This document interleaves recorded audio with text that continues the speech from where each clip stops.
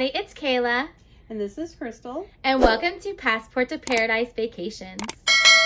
Today's video is going to be all about the new CDC optional program and the masks and vaccine updates for the 3 cruise lines that are the biggest. Yes, I feel like March 1st is going to be a huge day in the cruise industry.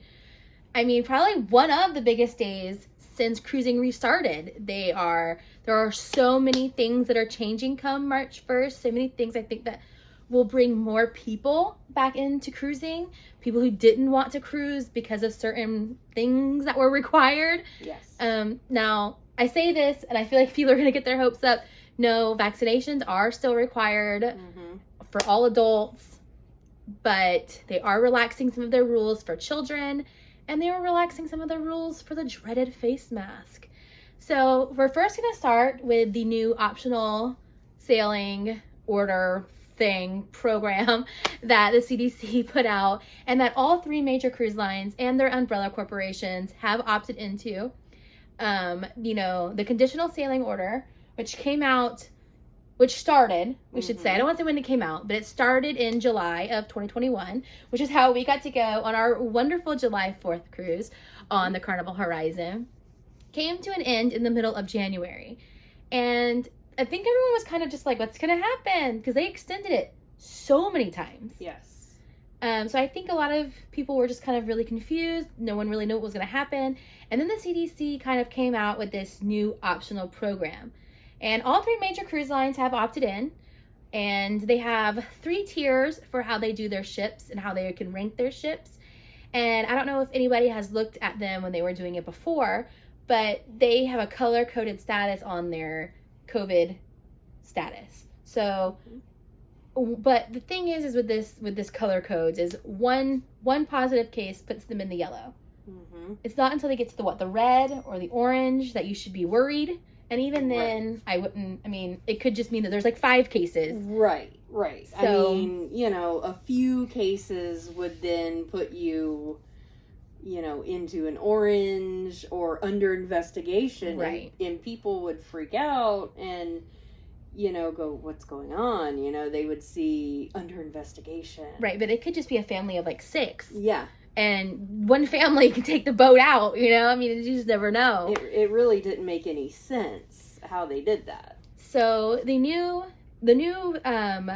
optional program that the cruise lines have opted into, I think it's great. It gives the cruise lines a little bit more say-so in how they are handling their sailings. It gives the cruise lines a little more of a feeling that they are in control and that they're not bowing down and answering to the CDC constantly. And I feel like you're going to see that things are probably going to be better. Yeah. The cruise lines handle things, I would say, in a great way when it comes to infectious diseases and COVID and these things. And that's really all they've wanted all along. They wanted to have some kind of control. They wanted to prove to the CDC that they could do this, they could cruise safely, they knew what they were doing. They've dealt with the norovirus, they've handled that well, they've dealt with a lot of different things, and they know what they're doing. Right. The CDC got involved a lot. And I feel like they had to in the beginning. They definitely They had to set a standard that all the cruise lines together had to meet.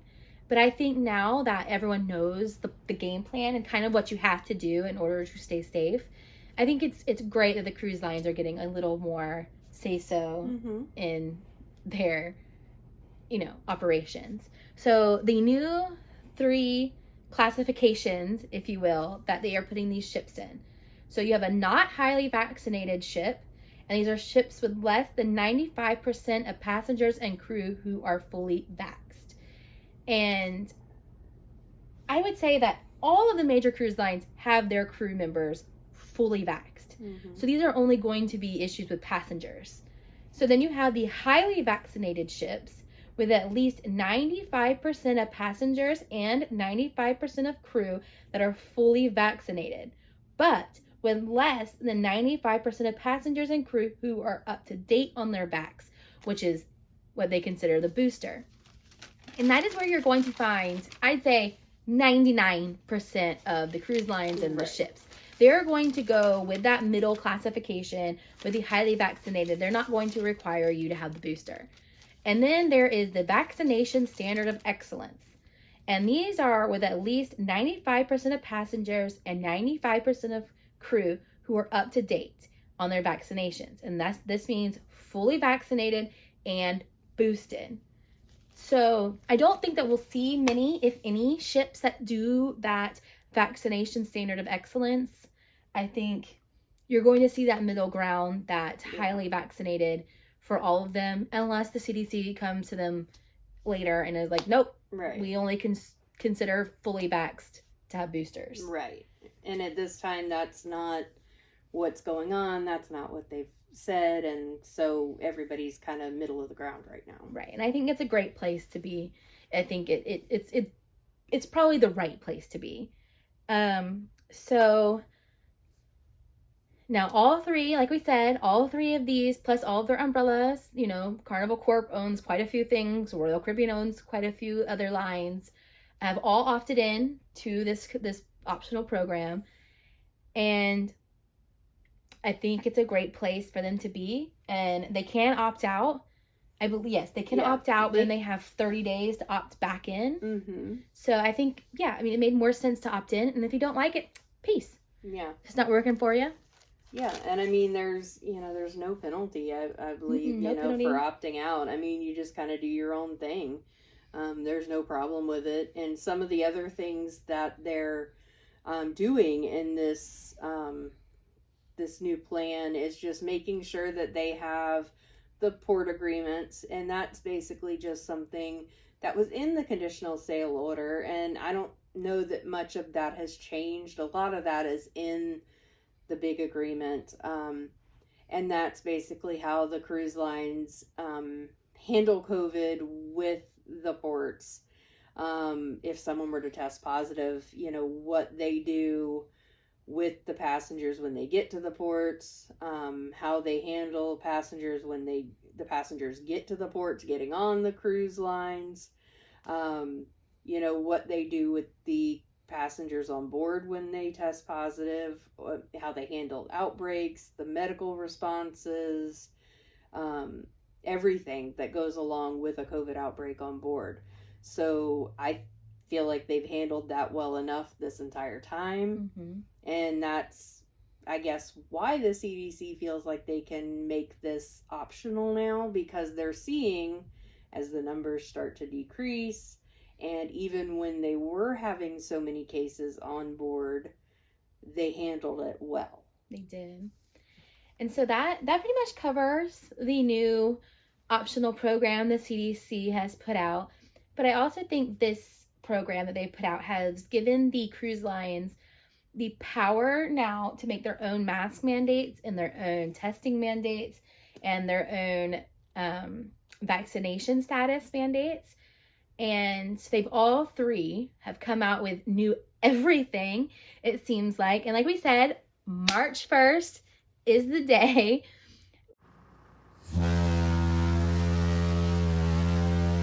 We sailed the first cruise on Carnival July 4th, 2021. We opted in. We bought that cruise so fast. I think a week before it sailed. Yeah. We're getting really good at this, guys. Yeah, we are. And when we bought this cruise, when we decided we were gonna do it, we were gonna be part of history, really. Masks were required on embarkation, debarkation, mm-hmm. and then all of a sudden, the governor of Florida freaked out and was like, "No, you can't require masks anywhere in Florida." And he put this new law out, and all of a sudden, we're all like, "Well, is this cruise gonna happen? Right? Are we going? Are we not going? We just got our hopes way up here, and now they're way back down here." And I mean, we were in the trenches really for a while. How are they going to figure this out? And he ended up not following through with his threats of not letting us sail. He just kind of pooped and just was quiet about the fact that, these were government buildings. The port is a government building. It is, a part of the U.S. government. And I think he realized that he really didn't have a lot of say when it came to the U.S. government. Right. And so since it wasn't a privately owned business, he was not really given the authority to say that the ports could not demand or require, I don't want to say demand, but require that you wear a mask. So we went through all of this. No masks were required on board that we remember. I think we did have to wear them at the buffet and to dinner.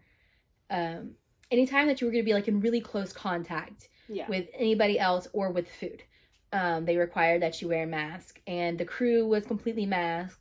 The only time I think crew took their masks off were not even outside. That came a couple of weeks later that they could be without masks outside. But on our cruise, they were masked outside. But the dancers, the show could be unmasked. And if a crew member was on the stage and was elevated from us, they could wear a mask. I think our cruise director spent the 90% of his time on the stage with his mask off. And then he would come to the steps and be like, I want to leave it off. But, he didn't. He was very respectful of, the rules and everything. And, we sailed with Christine Duffy, which is the president of Carnival, and John Held, which is the brand ambassador. And both of them, they did not put up a fuss about wearing a mask. They were both fully masked, fully vaxxed, everything. It was great. I don't really know why I just went onto that ramble of that. But I guess that was just kind of to tell you that was how, Carnival started with their masks and their vaccination status. And then by later in the year when Omicron really hit hard, they went fully masked. Yeah. Everybody wore masks all the time. Yeah. Inside, outside. It was like mask central. Yeah, they got a lot more strict about it, and that made us a little more thankful we actually got to cruise earlier than later. And so that was good, kind of got to enjoy it a little bit without the mask. But, it wasn't a huge deal. But, they did what they had to at the time. But it sounds like they are finally going to be able to loosen up a little bit. It's exciting because we leave in a week and a half to go on the Pride. And whereas I don't mind wearing a mask, I don't know that I would want to have worn it 24/7. Right. That would have not been fun. But like we said, March 1st is a big day for the cruise industry. So on March 1st, masks are optional. Mm-hmm. And they are still required at embarkation and debarkation because, again, that is a government building. And they are going to be required on the water shuttles because it's a really closed-in space and you are sitting on top of each other. Mm-hmm. There is no getting around it. So they are requiring that, and they are still requiring that you wear them on Lido or in Lido in the buffet, which, these are all places that make sense. Yeah. You're in a buffet, you're looking at food that other people are going to eat. I feel like we should be wearing masks forever at a buffet. I feel like that should have just been a thing all our lives. It makes so much more sense. Obviously the ports, they all have their own, mask mandates. It's going to be up to the individual port, which obviously Carnival is going to let us know which ports have mandates, which ports, don't. That way we know. That's all going to be in your fun times. And I'm sure as you're walking off the boat, they're going to have a big sign to tell you when to be back, which always be back on time. Mm-hmm. And they're going to tell you if masks are required and where they're required. Yes. They are not going to let you go blind into a foreign country. I promise. Yes. That covers their masks policy, which I think is great. I think, it really makes, it's going to bring a lot more people back to cruising who don't like wearing their masks, or maybe people who just can't wear masks for long periods of times, whether it be, a medical issue or just it really bothers you. I think this is going to open up a lot of people back up to cruising. Yeah. I believe I was hearing capacity is going to go up too. Oh, good. Now, we stayed on that July 4th cruise, and at first we were told it was going to be a 50% I keep wanting to say vaccination rate, a 50% occupancy. That's the word I've been looking for, rate. But I think we actually sail closer to 75, if I remember correctly. I mean, and I've heard this for at least Royal Caribbean and Carnival, that the capacity is going to go up. But, I mean, don't quote me on that because I have no idea if that's official or not. But they haven't really been telling you occupancy rate for a while now. For a while, but so you don't know. We don't know where they've been at recently. So, but I feel like with all these new mandates for March 1st, that you're going to be looking at 100% occupancy rates. Yeah, which I think is great. Yeah. Like the ships were feeling a little empty. They were. We'll talk to you. We'll cover that more when we get to Royal Caribbean's everything. But you are still having to be fully vaccinated if you are an adult. Anybody over 11 has to be fully vaccinated. Yes. Yeah. 12 and over. And by fully vaccinated, it means that you've had your second dose 14 days prior to embarkation. Or the Johnson & Johnson. Right. Or the one shot. But can you even get that anymore? I don't know. Yeah, that's a different conversation.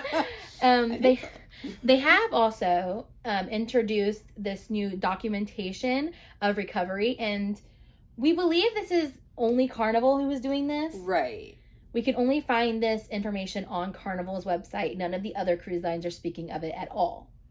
Yeah, as far as I've seen, it's just Carnival. Interesting.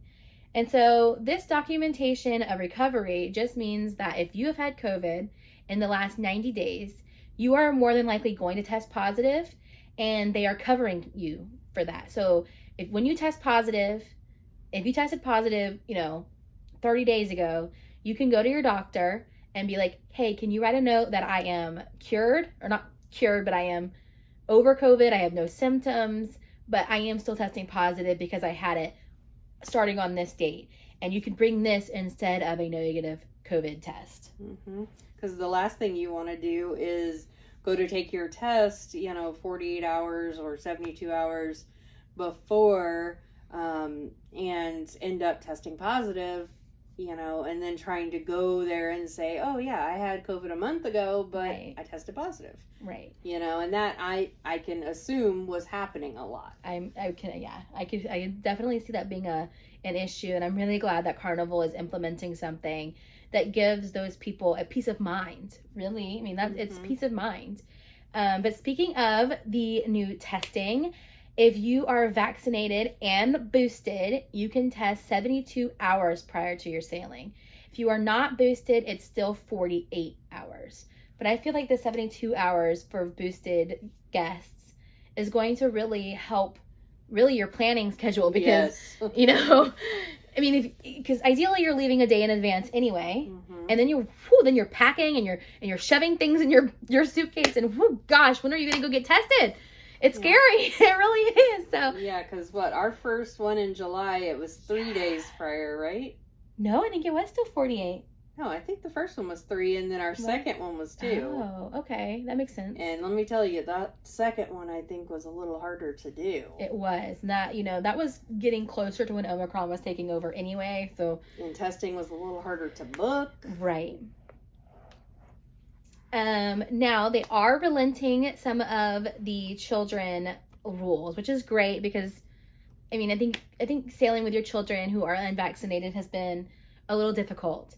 So they are now still allowing children aged 5 to 11 to sail with an exemption. They have to apply for this exemption, and if they say yes, then you can sail. I think if they're going to be sailing at these 100% occupancy rates, like we're thinking they're going to do, then you're more than likely going to find that more children in this bracket are going to be told yes. Yeah, because they allow us a certain percentage of the population on the ship to be in that exemption category. I think it's 5%? 5%. So obviously with more of the passengers on the ship, that percentage will go up. And I did read that the exemptions are open for sailings through the end of December, I believe. Oh, that's awesome. And then I guess they're going to reevaluate after that. That is nice. And then they are no longer requiring children 2 and under to have an exemption, which is great, because now those are not counting towards your children in the 5 to 11 bracket. And so that's, again, going to open up more children in that age bracket to be able to take an exemption, which is fantastic. And speaking of the children, the youth programs are open for the fully vaxxed children, but they are modified, but they are all fully vaxxed. So if you want your child to participate in a youth program, they do have to be fully vaccinated. All right, I think that covers Carnival. I think that is a fantastic start to March. And I know we're excited since we leave on March 5th to not have to wear masks our entire cruise. I mean, I was prepared. I didn't care. We're going on the celebration. But I think we're going to be happier not having to wear a mask 24/7. I mean, what are the odds that, we're leaving the first week of another first? I mean, we're just full of firsts now. And we just booked it again. Right, like 3 days ago. Hi. Hi to these last minute cruisers. We never do this. We never book cruises. We usually book in January for September, and that's our thing.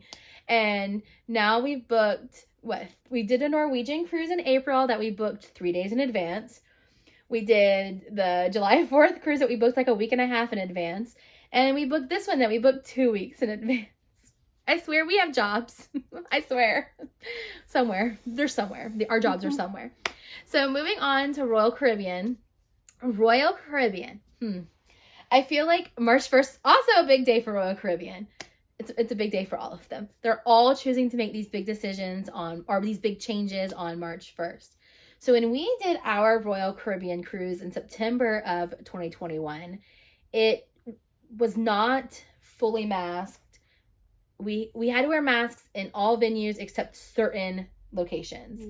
Most of the bars, because no children could be in there.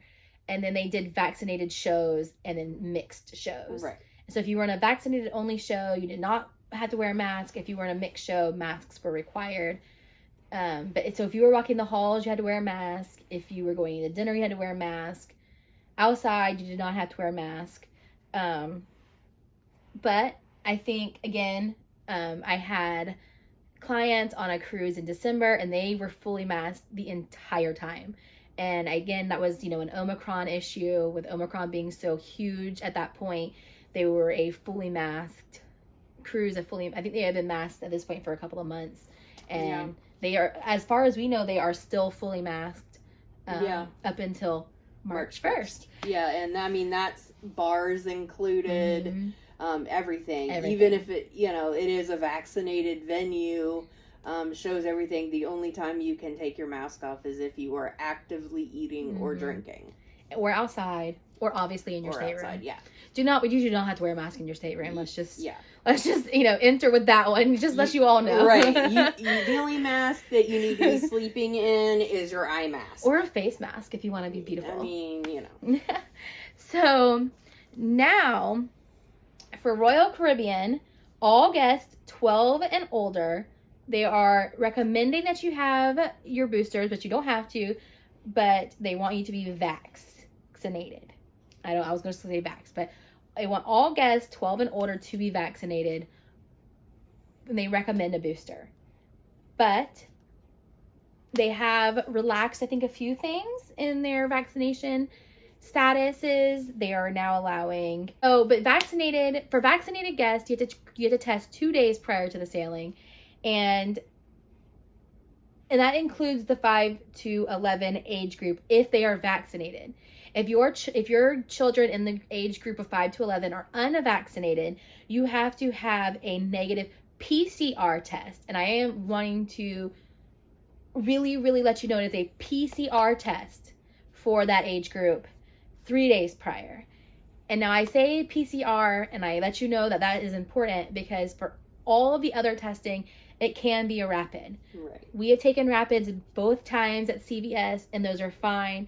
But for that age bracket on Royal Caribbean, it must be a PCR test. Yeah. That's something very, very different. And you don't want to get messed up with that. Right. Because in all other cases, like she said, the negative rapid is perfectly fine. Right. You know, most of the time it's either one of the home tests that they recommend that's monitored by the person or whatever. Yes, you cannot just take a test that you buy at CVS. Yeah. It has to be watched by a doctor, or you can order through theirs, and their health person will watch you take it. Or, you know, we just do CVS. That's like the easiest. It's really easy. You know, the unvaccinated kids 2 to 11 need the negative PCR test 3 days prior. The kids 2 and under, you do not have to have a pre-cruise test. Which I think is great. It feels so awful to stick a Q-tip up your baby's nose. It just, it hurts me.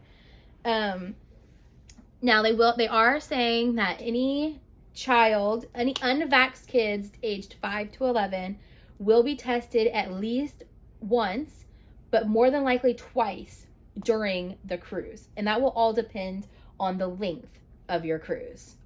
So just note that, and I believe it's free. They're not going to charge you for cruise testing on their ship, and you just sign up. I'm guessing through your phone. I don't have kids, but that would be how I assume. Yeah, or, guest services. Yeah, and there's it's on the app, I'm sure, and you set up the timing. Obviously, the longer the sailing is going to be more than likely the 2 times that they'll be tested. The shorter the sailing, it would be once, and I believe when I was looking at it, it said for sailings over 10 days, it's kind of a different protocol. Back-to-back sailings are different protocols as well. But obviously they're trying to catch breakthrough cases because, you're testing the kids 3 days prior to embarkation. Then they want to test them, I'm assuming, maybe day 2, and then a couple of days later. Right. They're getting on and off ports, they're unvaccinated, so just to try to catch anything that may come through. Yep. And so now that we've covered all of the vaccine requirements and the testing requirements, we can move on to the fact that masks are optional on Royal Caribbean now, which is fantastic. Obviously, again, they are going to be required at embarkation and debarkation because these are still government-run buildings. They are, the port is the government, and the government is requiring masks. That has not changed. I don't foresee that changing for a very long time. They are still required on water shuttles or tenders. They all call them so many different things. They're going to be tenders forever to me. Right. They will always be tenders. Water taxi. I try to be so polite and call them a water tender or water taxi. Whatever they call them now. It's very, they're tenders. Okay. They're a water shuttle. It just sounds so proper. But they are requiring for unvaccinated children that masks be worn. And then anytime your child, I think vaxxed or unvaxxed, if they are in the children's camps, they have to wear a mask. Yeah. But 2 and under do not. And that is anywhere. Your child, your 2 and under do not have to wear a mask in the ports or at embark and debark or on the ship. Like, those 2-year-olds are just rocking it mask free at this point. So, that covers Royal Caribbean's new updates. They are definitely following the same trend as Carnival. I think it's a great step in the right direction. And then, so we're going to move on to Norwegian, the third and final of the major cruise lines that sail out of the U.S. And currently, Norwegian is probably the strictest of the cruise lines in their vaccination status and their masking status. So currently, all guests 5 and older must be vaccinated, which is different because both Royal and Carnival are allowing these exemptions for that age group, and they have been since the beginning, whereas Norwegian wasn't even letting children on until the vaccinations were available to them. Like, they have been fully vaccinated since the start. Right. And they started a little later than both lines, didn't they, though? A little bit later. Not too much, but a little bit later. Yeah. But that all changes come March March 1st. Write that in your calendars. March 1st. So now, as of March 1st, all guests must have a negative COVID antigen or PCR. So again, a rapid or a PCR test, 2 days if leaving from the US and 3 days if leaving from a foreign port. So that is, I mean, it's pretty much the same thing that you're running with Carnival and Royal, except they're not making it like Royal where that children in that age bracket have to be PCR tested. Right. And then they are also going to the masks are optional phase of this COVID times. So whereas they were fully masked, I mean, that never changed from the start. Yeah, no. They were always fully masked. They are now mask optional. Mm-hmm. Again, embarkation, debarkation, water shuttles, ports of call. These and food. These are all when your mask situation is going to come in to play. Mm-hmm. These are all places that you are like 4 of them you are definitely going to be masked. Your ports of call will differ with every port you're in. But I think most of them are still requiring a mask in indoor locations. Yeah. And they have also said that they are going to allow unvaccinated 5 to 11-year-old children, which is huge for Norwegian. It is. And I think that is also going to open up their cruising so much. I mean, that's a lot of families who are not booking them right now because they don't have their children vaccinated. And I think this is a big step in the cruise industry. Yeah. And especially for Norwegian. So we both think that this comes from this new CDC optional program, and it really allows the cruise lines to be more fluid and more in control of themselves. And instead of waiting for the CDC to be like, oh, COVID numbers are down so you can relax, they're being able to relax themselves because COVID numbers are so low. And I think that's it's fantastic. Then, I'm sure if July 1st that COVID numbers are skyrocketing, you will see all of these rules changed. You'll see that, they fully vaccinated. They're not allowing any exemptions. That masks will come back if it needs to be. Like, they're not just going to willy-nilly this. But, yeah, I mean, it changes all the time. I mean, like we, have said, the July cruise was different from the September cruise. And then our September cruise was completely different from my client's December cruise. And then that cruise is going to be different from what's going to be happening March 5th. So, every few months it's different. It's a very fluid situation. But I think this is the biggest change since it started that we've really seen from all 3 cruise lines. And it hasn't even been a year yet. Right. And that's huge. I mean, this is, when they started, I think we were all kind of going into this being like, well, it could change mid-cruise. To, I think they've really got a handle on what they're doing. And this is where they know they can be. I don't think they would optionally put us in danger because they know then the CDC can step in and be like, cruising's done. So I think we're at a point now where they have the resources and they have the experience of dealing with a COVID outbreak, and they know what to do. They know how to shut it down. They know how to quarantine, and they know what they're handling it. So I think this is March 1st is going to be a major day in the cruise industry. And I think we are seeing it with all of these different protocols they're putting out and these different, just vaccination requirements and the children being allowed back on. I am sure that changes so much for families. And I am so happy that this is what's going on, that families are not going to be allowed to sail together. That it's not going to be a shot in the dark of whether your child or both of your children or all 3 of your children will get the exemption, because that wasn't always guaranteed. One might get it and the other 2 might not. Yeah. And we saw that happen a lot.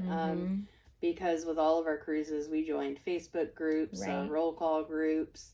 And it did happen to a lot of families where one child would get the exemption, the other wouldn't. And then the family would have to cancel the cruise. Right. Now, that is, it's super sad. So I'm glad that now that, at least for Royal and Carnival, these exemptions are going to be less. you're going, or with Carnival especially, you're going to get a lot more of these exemptions accepted because they're going to have a lot more space for these exemptions. And with Royal just, letting it, and Norwegian letting them go, I think, you're really bringing a new dynamic back to cruising that's been missing since the restart. And I'm really happy to see it. I really am. Sailing with kids is a completely different experience. I don't have kids. I mean, like, sailing when there's kids on board is a completely different experience than sailing when it's empty. We have had some really funny run-ins with children, and it's a totally different experience. It really is. And then feeling like an adult only cruise when you know that children should have been there, and then they're being kids, especially on a Carnival cruise when you're expecting so many children and there's none. It was kind of heartbreaking.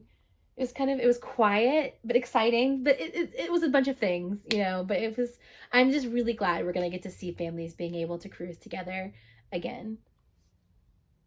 Yeah. Just me happy.